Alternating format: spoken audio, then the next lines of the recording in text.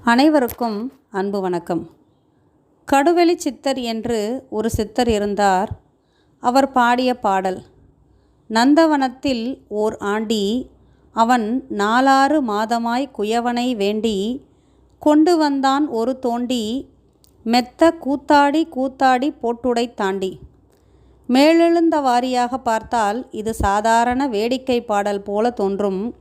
ஆனால் வாழ்க்கையின் உன்னதமான ஒரு தத்துவத்தை கடுவெளி சித்தர் 4 வரிகளில் எளிய வார்த்தைகளில் மிக அற்புதமாக விளக்கியுள்ளார்.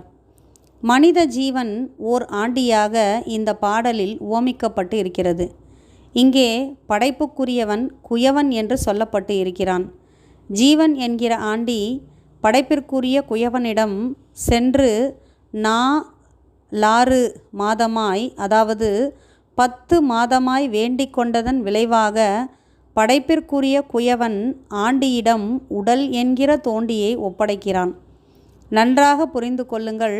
ஜீவன் இறைவனிடம் வேண்டிக் கொண்டதன் விளைவாக அதற்கு ஓர் உடலை இறைவன் உருவாக்கி கொடுக்கிறான். ஜீவன் இறைவனிடம் வேண்டி பெற்ற உடலுடன் மனிதனாக உலகத்தில் நடமாடத் தொடங்கிவிட்டது. இந்த தோண்டியை சரியான காரணத்திற்கு பயன்படுத்த வேண்டும் என்ற எண்ணத்தில்தான் குயவன் செய்து கொடுத்தான். தோண்டி கிடைத்தவுடன் ஆண்டி என்ன செய்தான்? கண் மண் தெரியாமல் கூத்தாடினான். தோண்டியை போட்டும் உடைத்தான். ஆகவே தோண்டி கொடுக்கப்பட்டதன் நோக்கம் நிறைவேறவில்லை.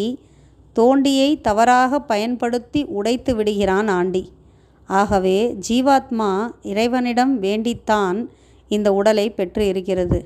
அப்படி பெற்ற உடலை தவறான வழிகளில் பயன்படுத்தி விடுகிறீர்களே என்ற கவலையினை வெளிப்படுத்துகின்றார் கடுவெளி சித்தர்.